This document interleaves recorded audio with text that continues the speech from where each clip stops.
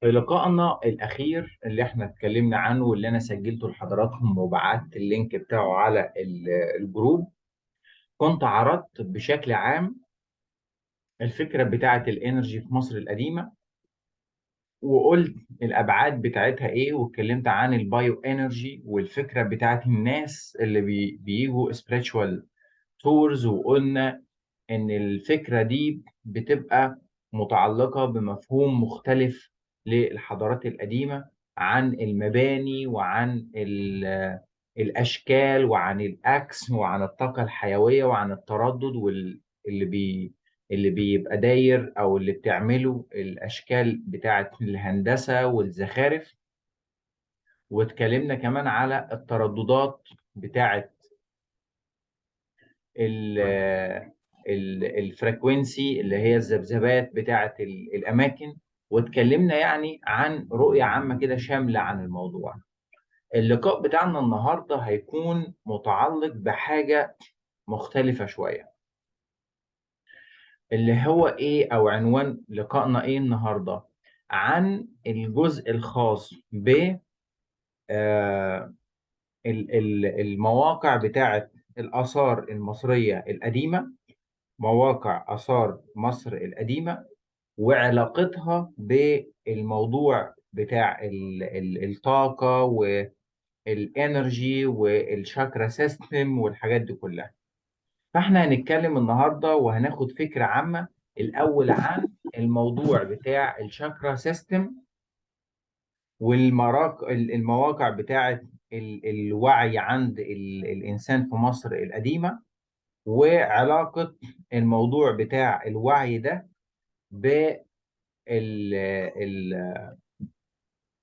بالمواقع بتاعة الآثار. أول حاجة لازم نفهم حاجة بسيطة جدا: كل الأفكار بتاعة علوم الطاقة جاية منين؟ من المدرسة الهندية. الأفكار الكتير جدا بتاعة الطاقة في العالم كله جاية من المدرسة الهندية، لأن المدرسة الهندية أو الحضارة الهندية هي اللي احتضنت العلوم الروحية بتاعت الحضارات الأقدم منها، وبدأت إن هي تطور فيها وتطلعها لنا بشكل جديد، على شكل بقى اليوجا وعلى شكل المديتيشن وعلى شكل حاجات كتير جدا من علوم الطاقة. فالهند تعتبر حاليا هي المصدر والمنبع الأول، ومن بعدها الحضارة الصينية. الحضاره الصينيه اللي لها علاقه بقى بالفور اليمنت والفايف اليمنت اللي هي العناصر الخمسه للطبيعه، والتراديشنال تشاينيز ميديسن الطب التقليدي الصيني. فالهند والصين يعتبروا هما منبع الفكره بتاعه العلاج بالايه؟ بالطاقه دلوقتي. بس الهند والصين كحضارتين جابوا منين العلوم دي؟ دي بقى الفكرة. احنا عندنا حضارة عراق، وعندنا حضارة مصر، وعندنا حضارة يونانية جت من بعد العراق ومن بعد الحضارة الايه المصرية. فإذا الجذور الأولى بتاعت علوم الطاقة في مصر القديمة اتنقلت مع نهاية العصور المصرية القديمة إلى المنطقة بتاعت آسيا، وصلت إلى الأراضي الهندية والصينية، واحتضنوا الناس دي العلوم الروحية في مصر القديمة بشكل أو بآخر. وفي النهاية وصلنا إلى إن فيه علوم طاقة، ولكن واخدت الصبغة بقى الهندية والصينية. الهند والصين طوروا النظام بتاع الشاكرا، او عملوا حاجه اسمها الشاكرا. ايه قصه الشاكرا دي؟ وايه لو قارناها كده بمصر القديمه؟ هل في عندنا حاجه تشبه الشاكرا سيستم في مصر القديمه؟ وهل الشاكرا سيستم دي لها علاقه بالمواقع بتاعت المعابد وبتاعت الاهرامات؟ الهند والصين في قصه الشاكرا دي، كلمه شاكرا معناها مركز للوعي، معناها مركز وعي، أو معناها بؤرة الوعي، أو معناها دايرة الوعي. كلمة شاكرا معناها دايرة، دايرة الوعي. والشاكرا دي في المدرسة الهندية والصينية قالوا إن كل إنسان في هذا الكون ليه 7 مراكز وعي أو 7 دواير وعي. كل دايرة من دوائر الوعي دي أو مركز من مراكز الوعي دي متحكم في جزء أو في اتجاه من جوانب حياة الإنسان. يعني كأنك كده معاك دايرة، والدايرة دي ليها 7 أوجه، 7 مراكز. كل إنسان عنده 7 مراكز للوعي. ال7 مراكز للوعي دي وقت ما بتكون مراكز نشطة ومراكز الإنسان بيستخدمها، يعني نشطة يعني الإنسان على وعي بيها وبيستخدمها في حياته. فالإنسان ده اللي عنده مراكز الوعي دي عنده مفهوم إن عنده مراكز الوعي ده وبيستخدم هذه المراكز في تطوير حياته، فبيكون إنسان بيسموه في المدرسة الهندية افاتار. افاتار افاتار يعني انسان خارق للطبيعة، يعني انسان عنده قدرات وصفات عالية جدا. مش خارق يعني بيطير مثلا، او خارق ان هو عنده قوة هالك او خارق، لا، هو عنده سكيلز بتقدر تطوع الطبيعة لخدمته.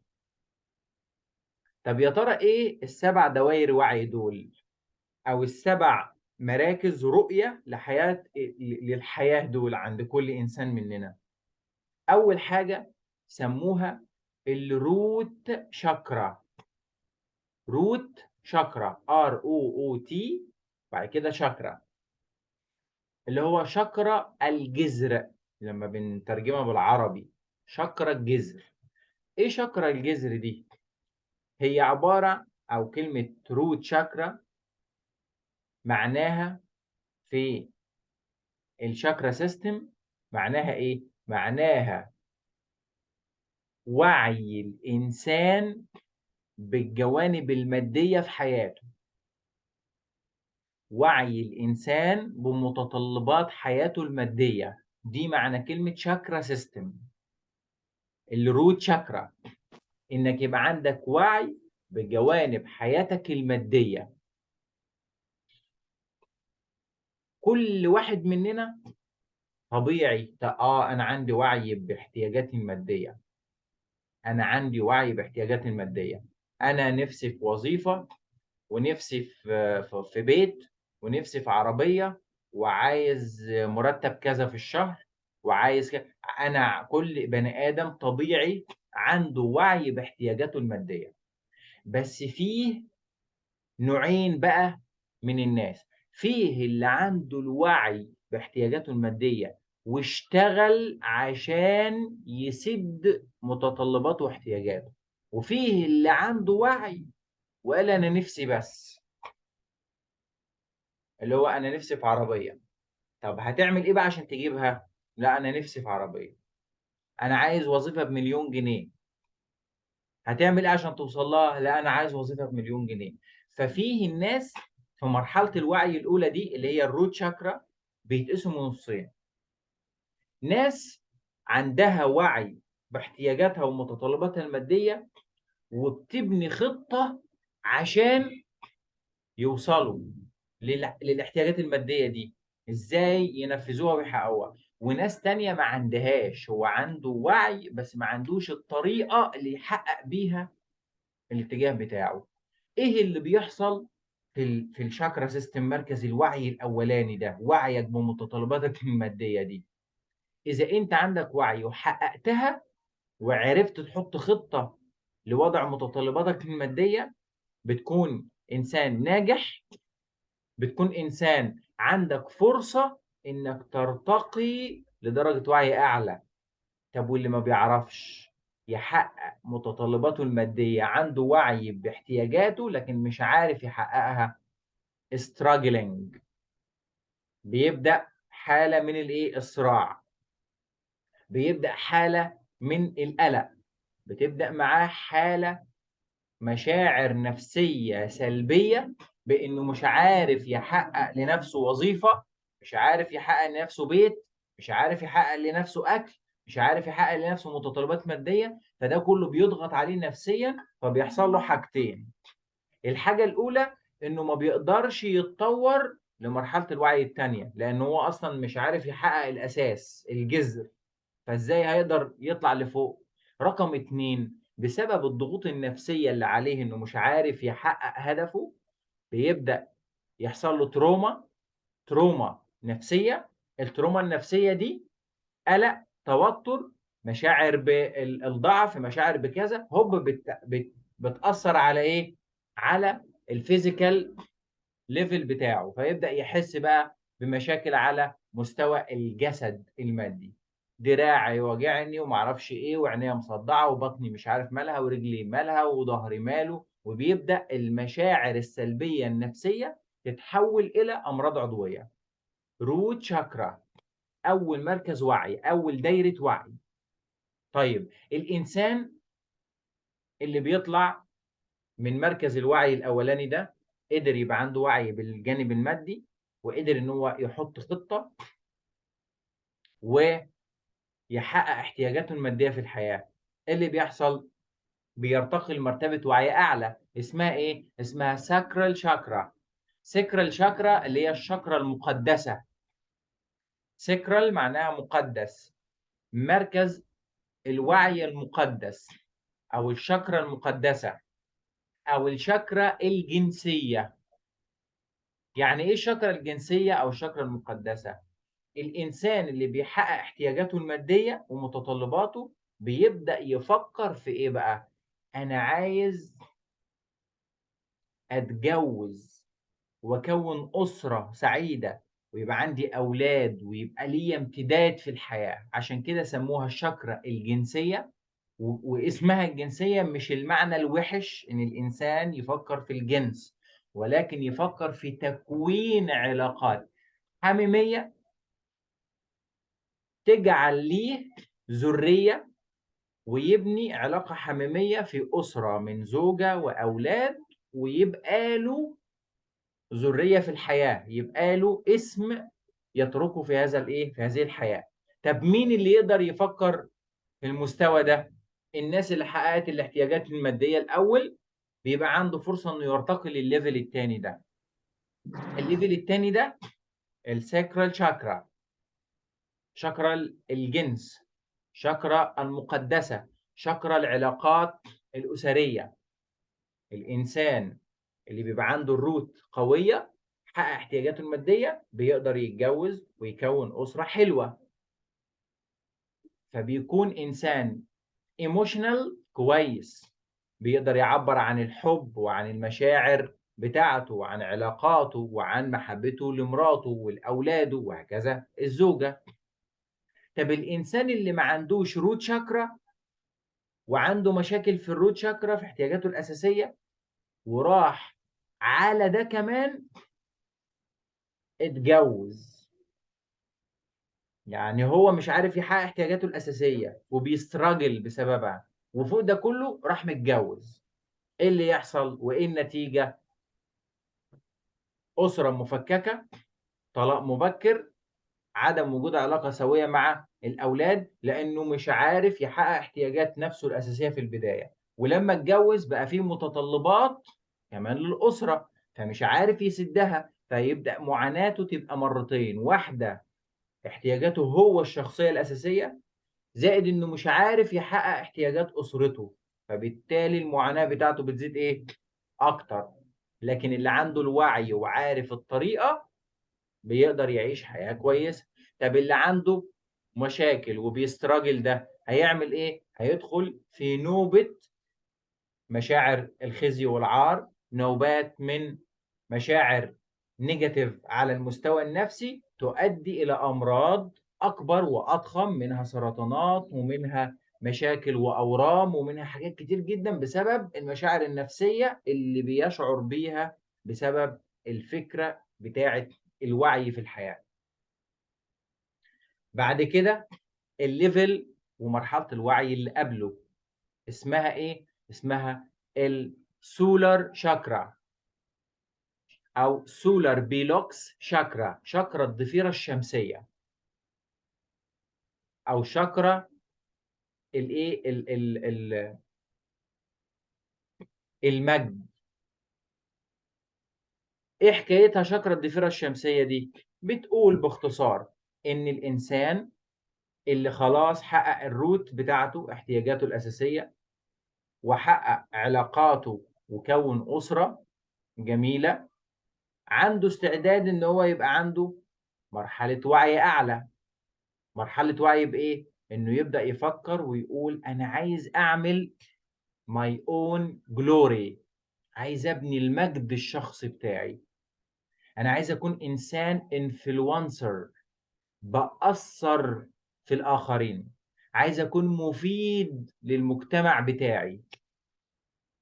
عايز أعمل شيء، مشروع، عايز أسيب أثر يقول أنا، أو يشيل الاسم إيه بتاعي. عنده شغف وعنده قوة لبناء الإيه المجد، فيبدأ يشتغل ويبدأ يكون كيان ويبقى له تأثير في الإيه في المجتمع. فالإنسان ده بيكون في طريق النجاح. طيب، بعد ما حقق ذاته وبعد ما قدر إن هو يبني لنفسه اسم ويعمل لنفسه تاريخ، عنده استعداد أكبر إن مرحلة الوعي بتاعته تعلى أكتر لمرحلة وعي تانية اسمها الهارت شاكرا، شاكرا القلب. بيوصل في مرحلة من النجاح ومن الشهرة ومن تحقيق الذات، وإن هو أصبح respected من الآخرين.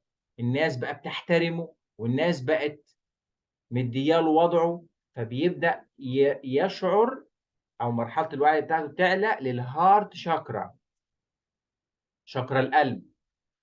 فنتيجة هذا الاحترام وهذا النجاح اللي شافه أفاد به الناس، بيبدأ يشعر بالمزيد من المحبة، فيبدأ ينشر السلام وينشر الحب وينشر السعادة ما بين الناس. تبدأ مرحلة من المجد الشخصي إلى مرحلة الأعمال الخيرية وخدمة الآخرين. أنا بنيت نفسي وعملت المجد الشخصي بتاعي، وأصبح لي مكانة في المجتمع، وأصبحت محترم في هذا المجتمع على المستوى الاقتصادي والاجتماعي. فتبدأ مرحلة الخدمة الاجتماعية، الهارت شاكرا، الحب ونشر المحبة والسلام والخير والأعمال الخيرية ما بين الناس وبعضها، فيصبح صاحب هارت شاكرا. فلما يوصل لمرحلة الوعي بتاعت الهارت شاكرا دي، تبدأ عنده مرحلة وعي أعلى. إيه هي؟ الثرو شاكرا، مرحلة الحنجرة أو شاكرا الحلق. إن هو يصبح إنسان متعلم وإنسان قادر على توصيل المشاعر بتاعته والتعبير عنها بالإيه؟ بالكلام. كل المشاعر وكل الأفكار وكل الحاجات اللي هو بيرغب التعبير عنها، عنده غزارة لغوية وعنده ثراء لغوي يقدر يعبر بيه عن نفسه، وتبقى كلمته مسموعة ما بين الناس through chakra.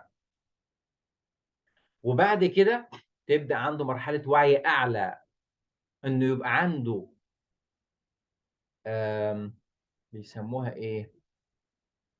عنده الوقت والرفاهية بتاعة العزلة والتأمل.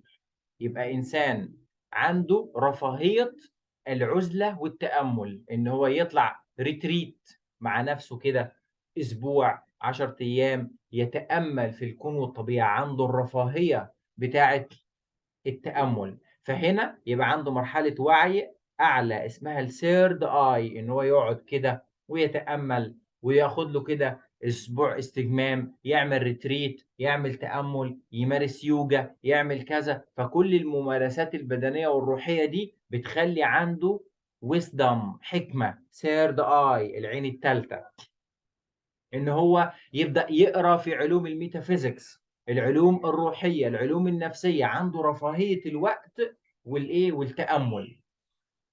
وأخيرا وصول هذه المرحلة بيخلي الإنسان عنده مشاعر وعنده وعي أعلى بالمركز السابع اللي هو اسمه الكراون شاكرا، شاكرا التاج.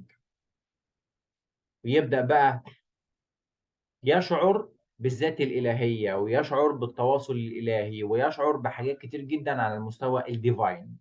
فإذا هم 7 شاكرات، 7 مراحل وعي، 7 دواير وعي، سميهم زي ما أنت عايز.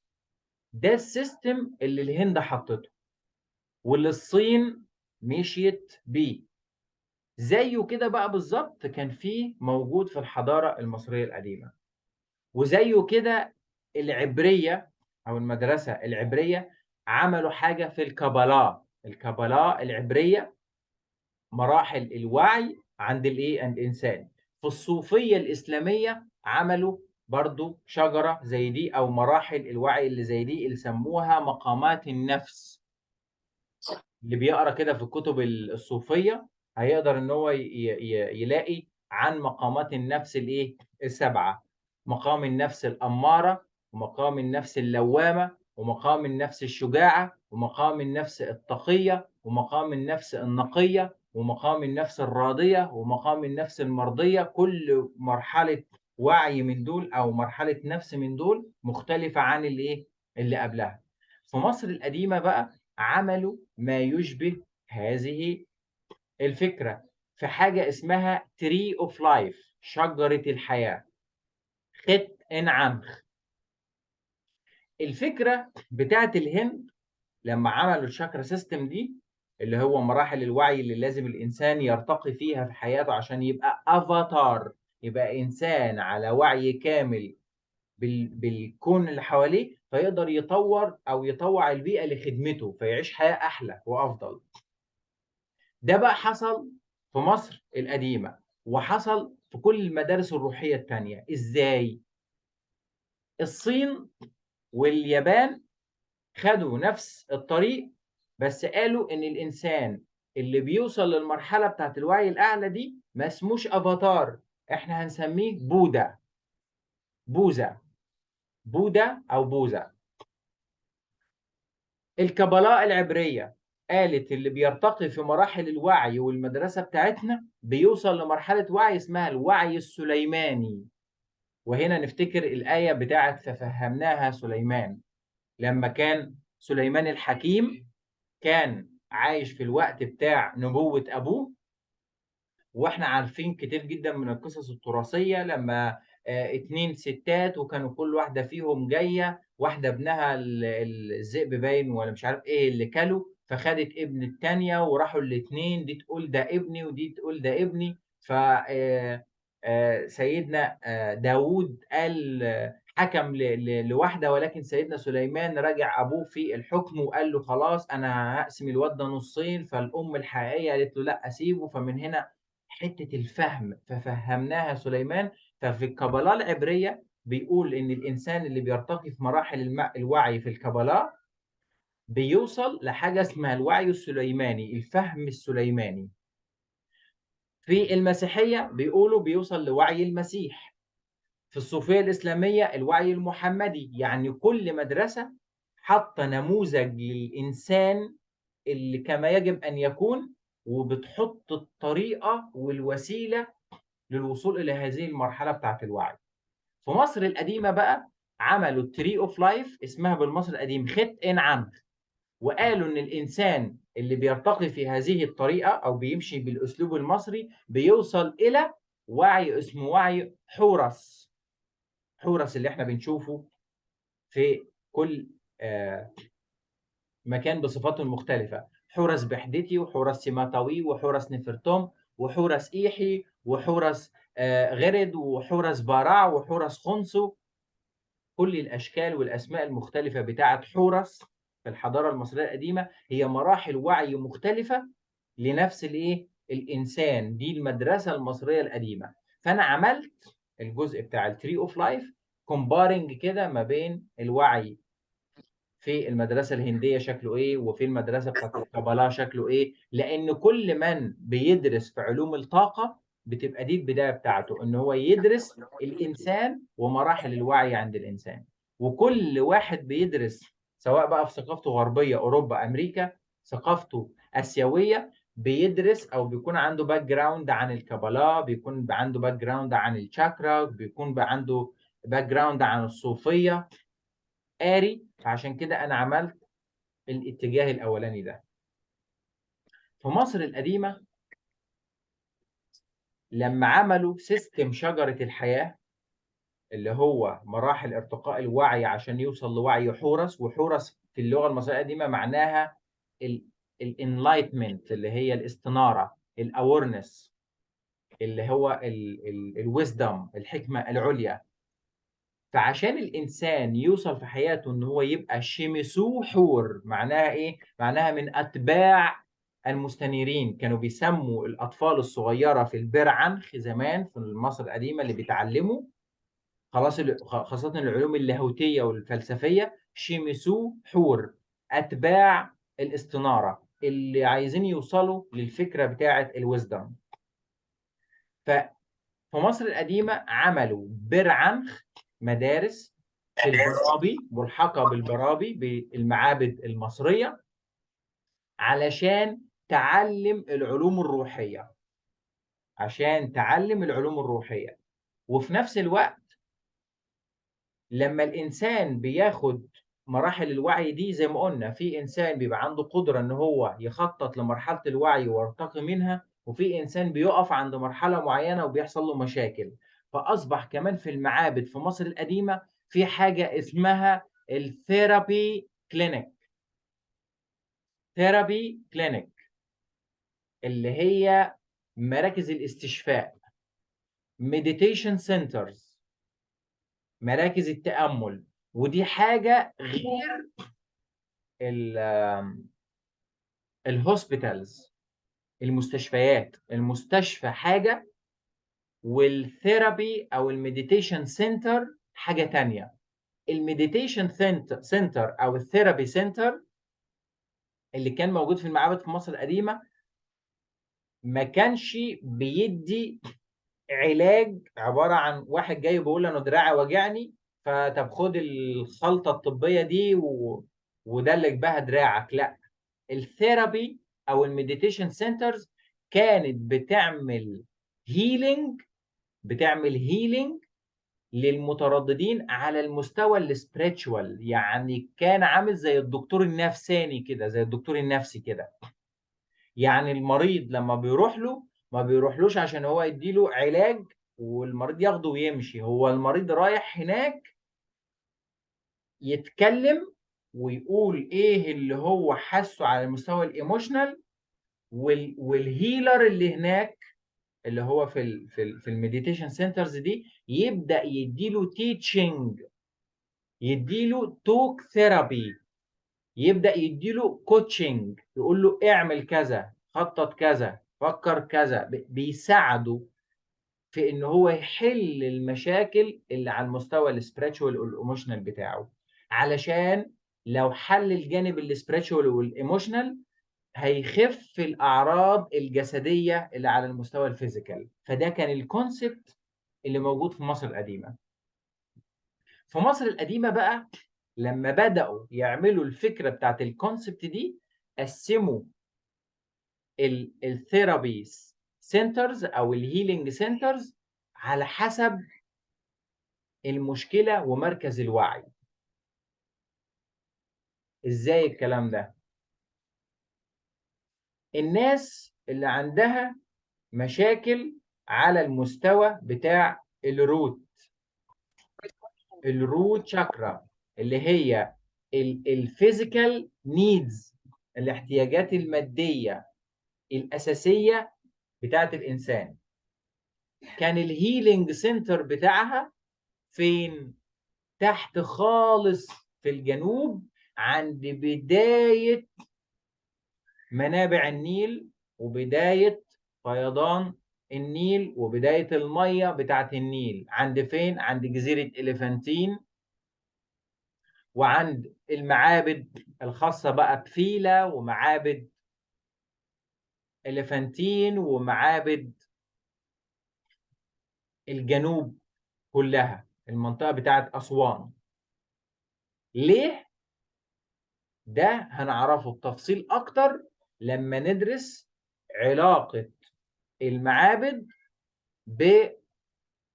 بمراكز الطاقة في الكورس بتاعنا اللي أنا مسميه البايو انرجي ان انشنت ايجيبت، علم الطاقة الحيوية في مصر القديمة. أول مركز من مراكز الوعي اللي هم الناس اللي عندهم مشاكل في الاحتياجات المادية بتاعتهم، الروت شاكرا، مراكز العلاج، الثيرابي سنترز والهيلينج سنترز في الجنوب في أسوان.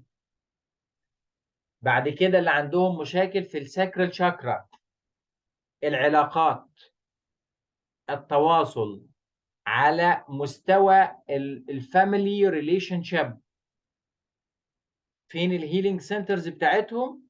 فوق شوية، عند فين؟ عند المنطقة بتاعت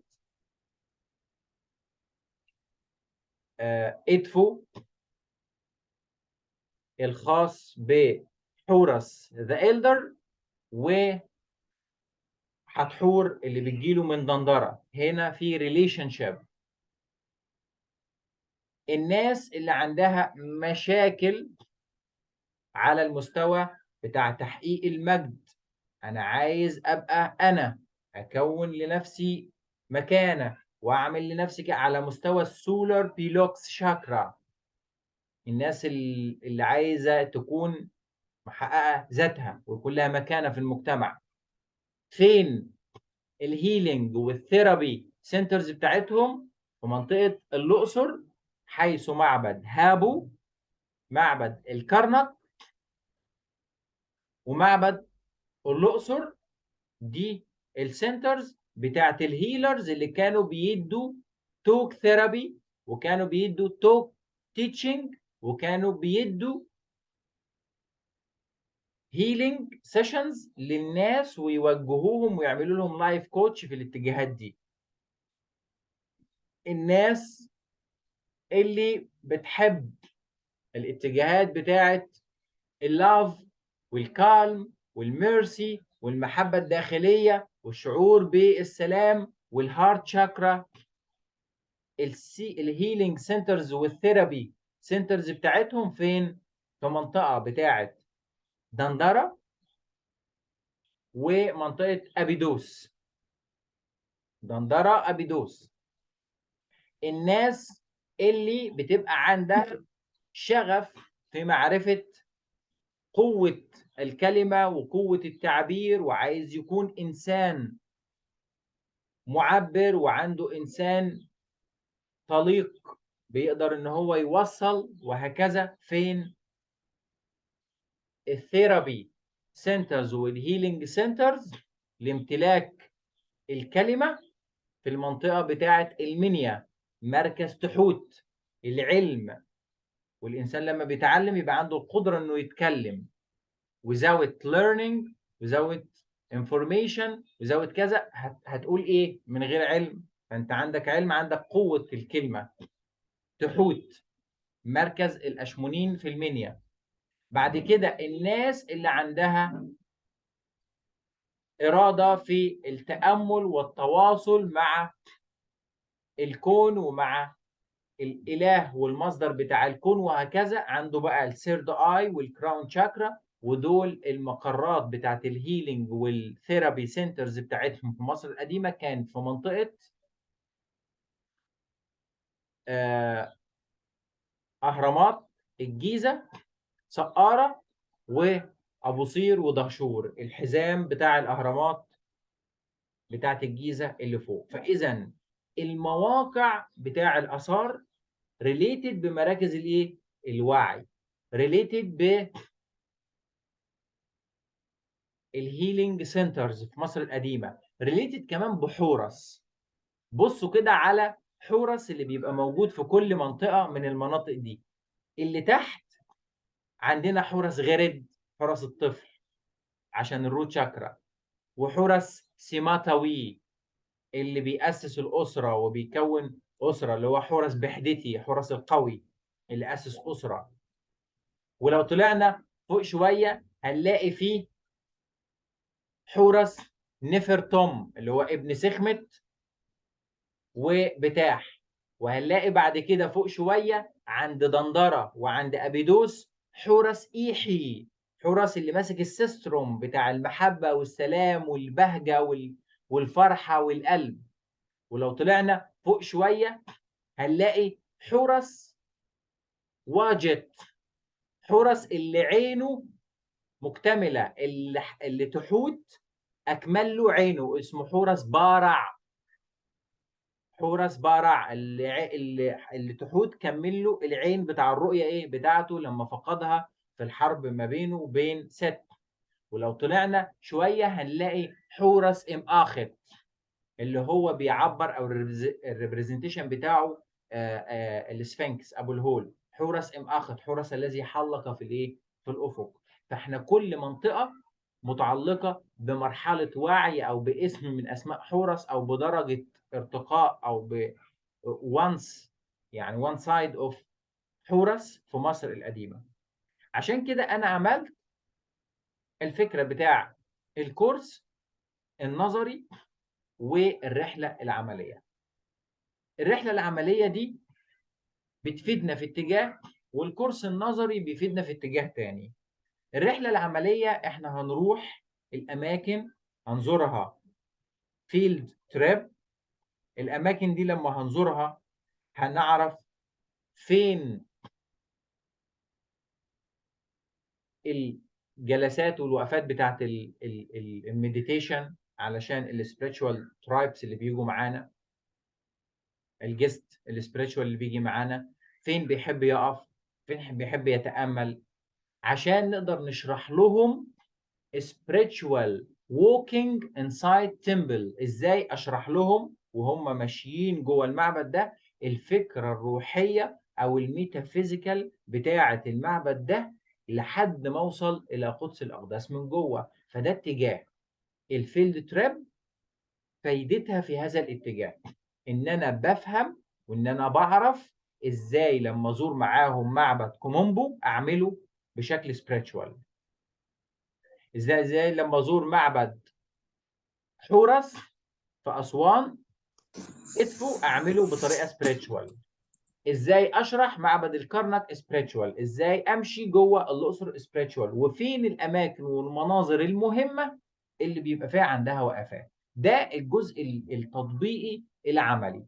وعندنا الجزء النظري وهو الكورس اللي انا بعته تفاصيله لحضراتكم على الجروب، اللي هو خاص بالكورس اللي اسمه بايو انرجي. ده عشان يدينا التفاصيل والديتيلز اللي استخدمها وقت ما يسالني الجست السبiritual عن مور انفو عن الايجيبشن سكول فيجن اوف. يعني ممكن مثلا تلاقي الناس بتوع السبiritual دول بيتكلموا عن الفور اليمنتس، وانا عندي مشكله في الارث، وانا المشكله عندي في الووتر، عنصر الميه، عنصر الارض، وعنصر النار، انا عندي مشكله في. فممكن يسالوك الايجيبشن سكول اسبيكت او الفيجن بتاعت مصر القديمه عن الفور اليمنت ايه. احنا عندنا في مصر القديمه في الفور اليمنت اللي هم ايه، اللي هم فور سانز اوف حورس، امستي وحعبي وكبح سنو اف ودواموت اف. ازاي دول بيساووا الفور اليمنت اللي موجودين، وازاي بيتعمل هيلينج وبيتعمل بيوريفيكيشن، وايه هي الريتشوالز وايه هي السيرمونيز اللي بيتعمل بيها هيلينج لاي عنصر من العناصر دول في عمليه خلل وعدم توازن.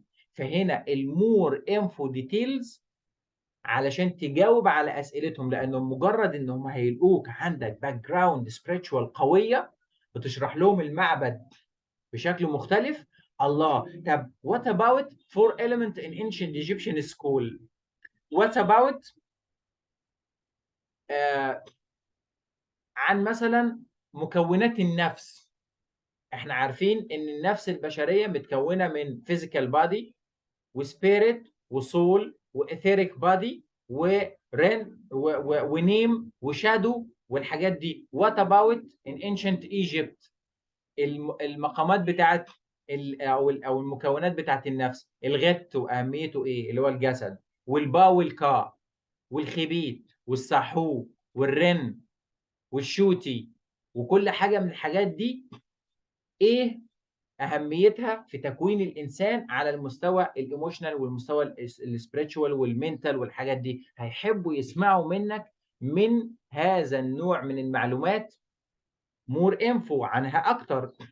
ممكن يسالوك عن الدايمنشن اوف يونيفيرس، دي حته تانية برضو مهمه جدا ان انت تبقى فاهمها كويس وعندك ديتيلز عنها. dimension of universe اللي هي الابعاد بتاعت الكون. احنا عندنا للكون في 5 dimensions. الدايمنشن الاول الفيزيكال، والدايمنشن الثاني السبiritual، والدايمنشن الثالث الايموشنال، والدايمنشن الرابع كذا. دول في مصر القديمه شكلهم ايه؟ احنا عندنا دايمنشن التا، ودايمنشن البت، ودايمنشن الاخت، والدايمنشن بتاع الضوات، والدايمنشن بتاع الساحو، ودايمنشن النون. وكل دايمنشن من دول مصر القديمه قالت عنه ايه، وازاي الانسان يكونكت بالدايمنشنز دي، لان كل دايمنشن من الكون فيه ليفل من الكوميونيكيشن، من الكونكشن، من التشانلينج. فهم بيبقوا عايزين يعرفوا مور انفو عن الافكار دي كلها. ممكن يكلموك about الريليشن شيب between الكوزمولوجي علم الفلك وبين موقع المعبد، المنطقه بتاعه الاقصر. aligned المنطقه بتاعه الاقصر كلها aligned دي ايه؟ حاجه مجموعه او كونستريشن في السماء اسمها هاندل اوف بيج ديبر. هاندل اوف بيج ديبر او مجموعه نجوم المطرقه اسمها كده. وعشان كده المصري القديم سمى الاقصر زمان واس او واسط، جايه من واس اللي هي العصا بتاعت الواس، جايه منها كلمه واسط اللي هي الاسم القديم بتاع الاقصر. وواسط او الشكل بتاع واسط العصايه اللي كتبت بيها اسم الاقصر زمان بنفس الشكل والشيب بتاع مجموعه نجوم الهاندل اوف بيج ديبر اللي هي مجموعه نجوم المطرقه.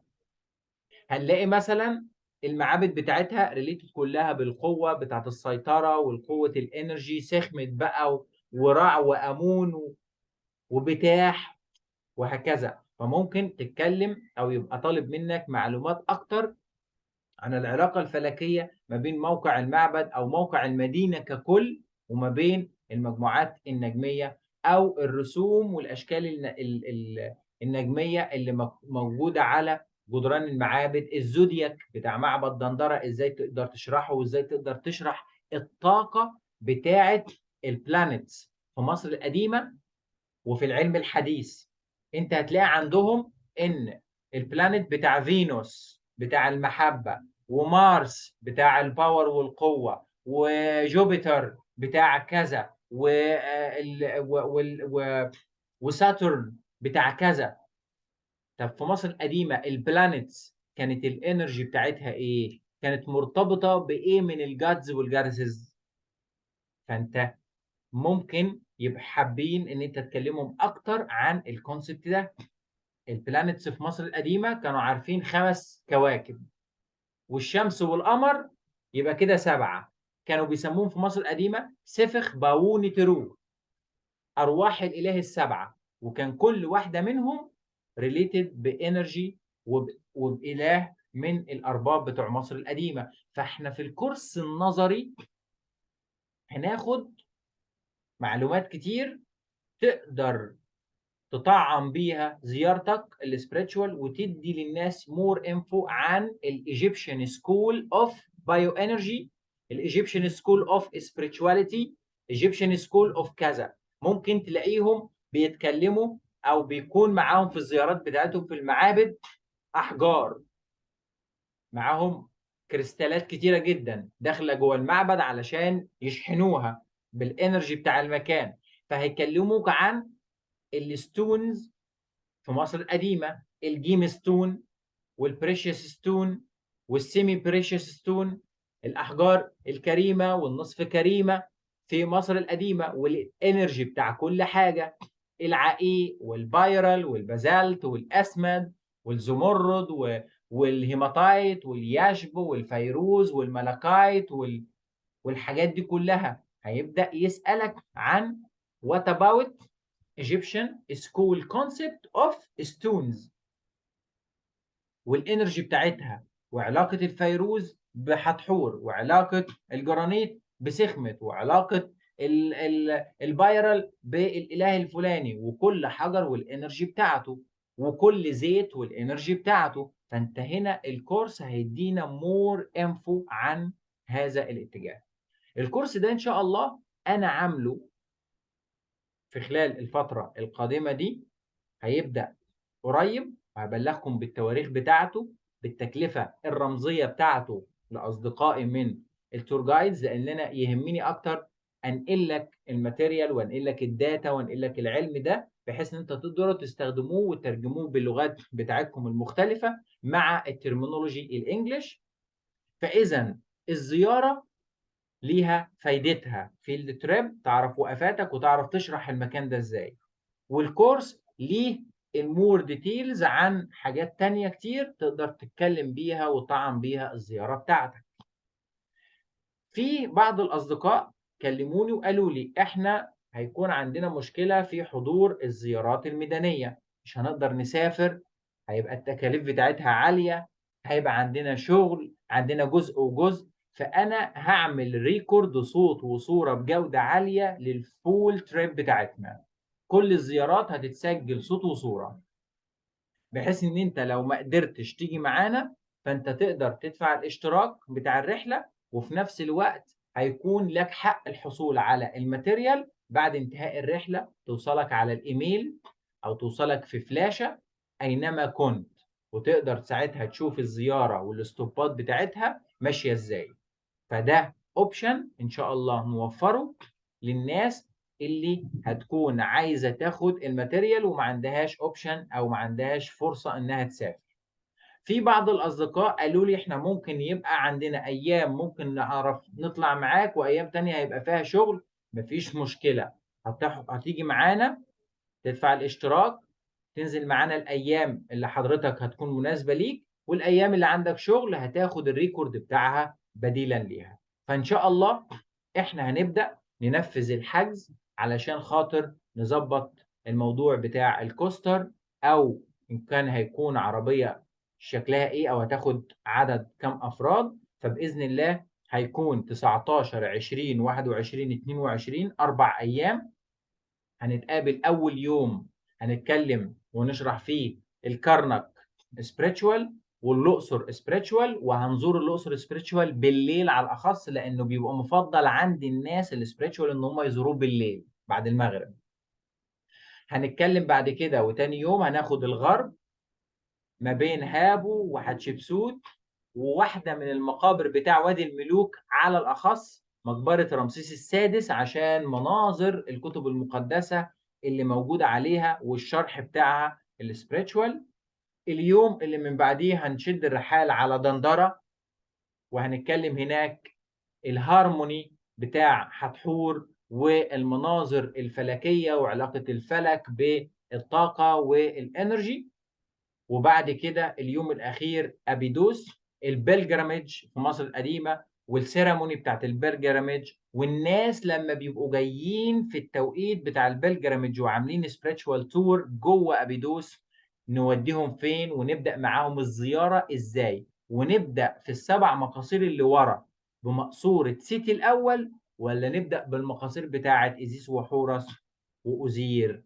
الشكل بتاع البلجراميدج بيبقى عامل ازاي هناك بالسبريتشوال تور. فاحنا ان شاء الله هنصور الحاجات دي كلها، وهيكون ماتيريال حلوه لينا، وهنبدا ننفذ الحجز علشان نقدر نحجز ونظبط الحاجات بتاعتنا، وكل واحد يقدر ان هو يظبط الحجز والسفر بتاعه بالوسيله اللي يحبها، ويسكن في المكان اللي يرتاح ليه.